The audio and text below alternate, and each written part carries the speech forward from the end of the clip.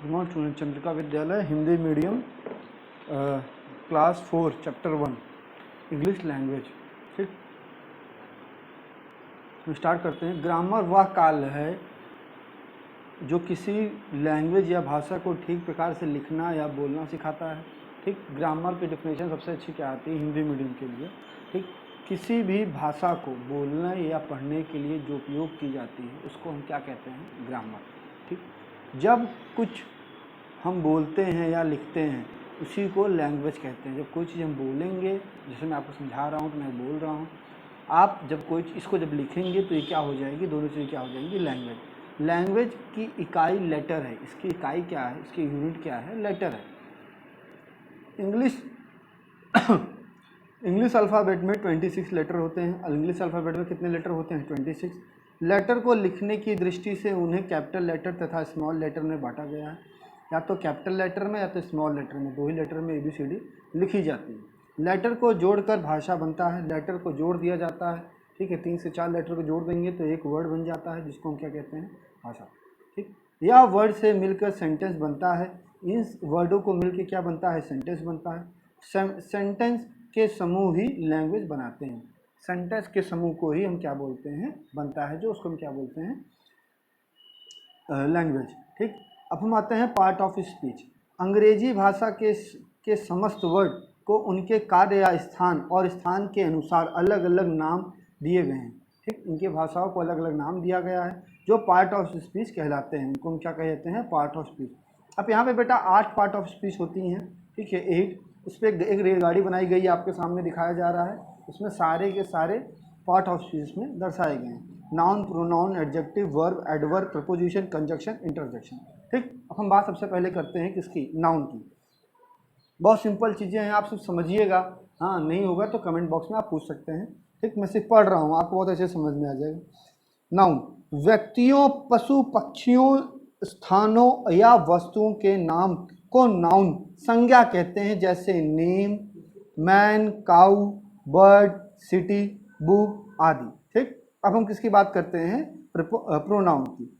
जिन शब्दों का प्रयोग किसी नाउन के स्थान पर किया जाता है उन्हें प्रोनाउन सर्वनाम कहते हैं, जैसे आई, यू, ही, दे आदि। ठीक, एडजेक्टिव वे शब्द जो किसी नाउन या प्रोनाउन की विशेषता बताते हैं एडजेक्टिव विशेषण कहलाते हैं। ठीक, जैसे गुड, बैड, कोल्ड, हॉट आदि। आदि मतलब और भी सारे हैं। ठीक, वर्ब जिन शब्दों से किसी कार्य का करना या होना पाया जाए या जो शब्द किसी नाउन या प्रोनाउन के विषय में कुछ बताए उन्हें वर्ब क्रिया कहते हैं, जैसे is, are, am, read, song, sing, go आदि। ये सारे क्या कहलाते हैं? जो कोई नाउन या प्रोनाउन के बारे में बताते हैं उनको हम क्या कहते हैं? वर्ब। ठीक, अब हम बात करते हैं किसकी? एडवर्ब की। जो शब्द किसी वर्ब, वर्ब, एडजेक्टिव या अन्य किसी एडवर्ब की विशेषता बताते हैं उन्हें हम क्या कहते हैं? एडवर्ब्स कहते हैं। जैसे साइलेंटली मतलब बहुत शांति से पढ़ो। ठीक, फास्ट तेज से रीडिंग करो। टू मतलब ज़्यादा।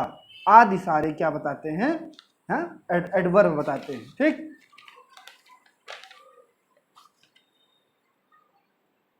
अब हम बात करते हैं किसकी? प्रीपोजिशन की।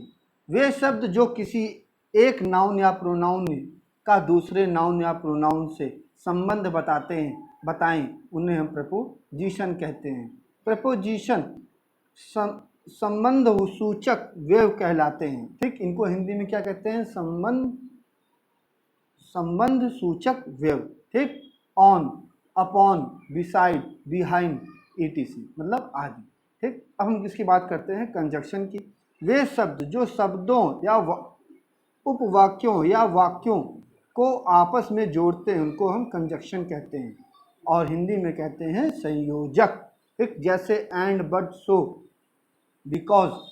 ठीक, आदि। अब हम किसकी बात करते हैं बेटा? आपके सामने इंटरजेक्शन की बात करते हैं। ठीक, जो शब्द हृदय से अचानक उठने वाले भाव को प्रकट करते हैं वह इंटरजेक्शन या विषमयाबोधक शब्द कहलाते हैं, जैसे आ, ऊ, आह।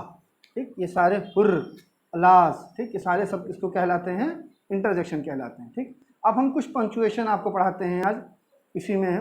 इंग्लिश में विराम चिन्ह, फुल स्टॉप, कॉमा आदि और कैपिटल लेटर के उचित उपयोग प्रयोग ही पंक्चुएशन कहलाते हैं। ठीक, the proper usage of capital letter, सही जगह कैपिटल लेटर हो, जैसे कोई नाउन या प्रोनाउन हो तो उसका पहला लेटर क्या होगा, कैपिटल होगा, उसको हम कहते हैं। और full stop, comma, English language आदि इज नोन एज पंक्चुएशन। ठीक, पहले लाइन, वाक्य के प्रथम अक्षर, प्रोनाउन के प्रथम अक्षर, गॉड के प्रथम अक्षर को सदैव कैपिटल लेटर से लिखते हैं। आदि वाक्य के बीच में किसी भी में भी आए तो भी इसे कैपिटल लेटर ही लिखेंगे। वाक्य के अंत में फुल स्टॉप में, जैसे आपको बताया गया है, एक डॉट, बीच में कॉमा, मतलब ऐसे कॉमा लगता है। प्रश्नवाचक के अंत में क्वेश्चन मार्क आपके सामने बना हुआ है, देख लीजिए। तथा हृदय के तीव्र भावनाओं के लिए मार्क ऑफ एक्सक्लेमेशन का प्रयोग किया करते हैं। ठीक, थर्ड लाइन पे आते हैं अब हम, हेडिंग थर्ड पे। संभावित तो अधिकार का भाव होने पर का की अंग्रेजी के लिए जीवित प्राणी में अपोस्ट्रोफ का प्रयोग, मतलब ऐसे करके एस लगा दिया जाता है, का प्रयोग हम कहते हैं। ठीक, नेक्स्ट इसकी बेटा फोटो आपके जाएगी इसके क्वेश्चन आंसर की, इसको पहले आप ट्राई करिएगा, नहीं आएगा तो आपकी इसकी फोटो जाएगी। ठीक, और सेकंड वीडियो में आपका सेकंड चैप्टर पढ़ाएंगे। Thank you, have a nice day.